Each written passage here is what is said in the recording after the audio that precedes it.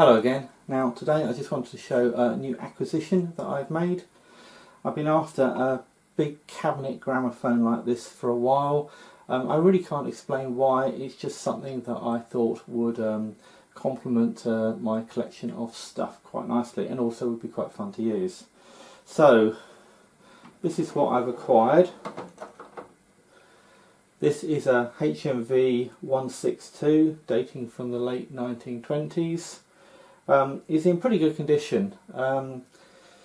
Initially I thought it was just being very well looked after, but it's clear that some restoration works happened to it.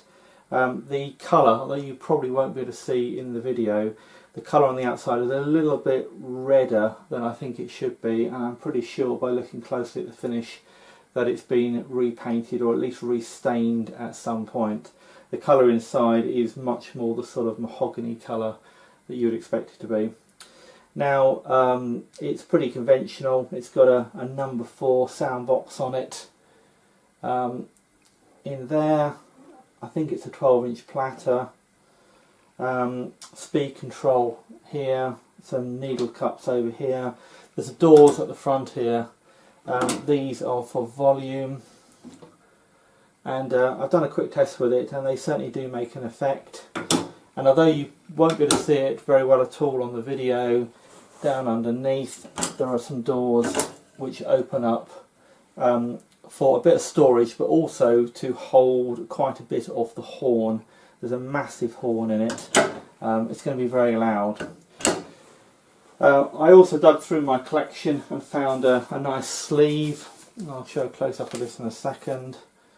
But there is the gramophone. It's a Cabinet Grand model number 162.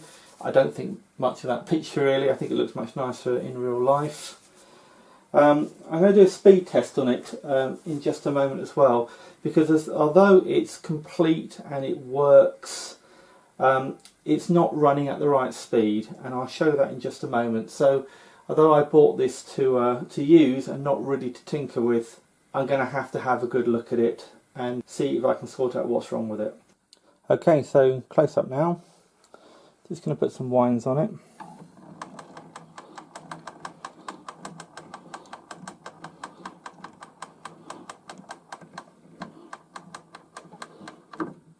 Now there's a bit of a clicking noise when I wind. That might indicate a problem with the spring. I suppose it could indicate a broken spring. But it also could be a ratchet mechanism. I think, having looked at the sort of motor that is apparently in these, they have a ratchet mechanism. This also is apparently a 2-spring motor, so it's possible that one of the springs is working and one of them isn't. So just a quick look around inside. There's some needle compartments there. I think those are for fresh needles, that's for used. There's a nice HMV logo there. There's the model number there, 162. There's some screws around here for the motorboard. Now I think, looking at them, although they look the right sort, I think they've been replaced. This is just a little handle to pull up the motorboard when you've got the screws out. Now I'm just going to try a speed test on it now.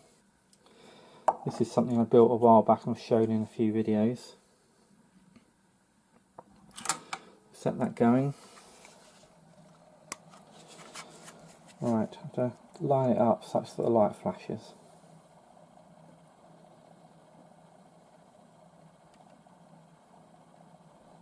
Right. That's showing about 64, 65.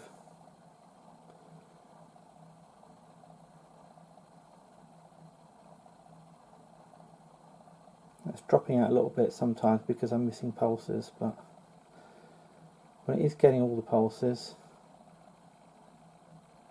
it's definitely around 64, 65. So it works well enough to appear to be working if you put on some classical record that you're not familiar with. But if you put on something with singing in it, it's clear that it's running too slow. Now just before I close the lid again, it's just worth looking at the tone arm. There is a sort of automatic brake mechanism there.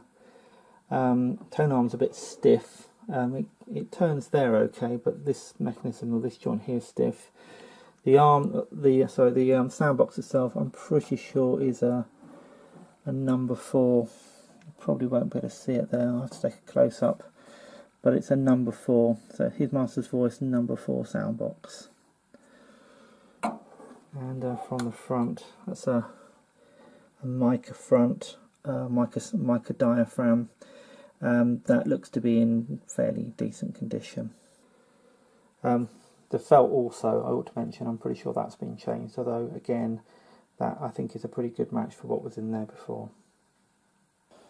Right, I've taken the platter off now, so the motor is just winding down. You can see here there's a plastic cover over the speed control arm.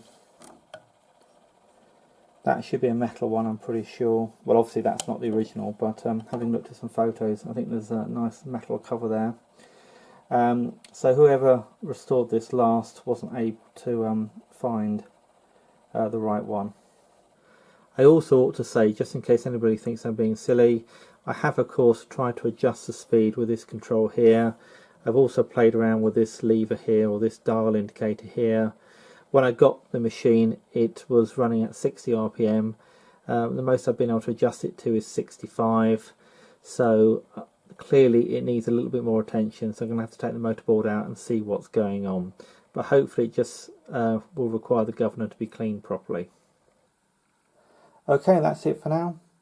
Thanks for watching, and if you've enjoyed this video, please subscribe to Mr. RG Stuff.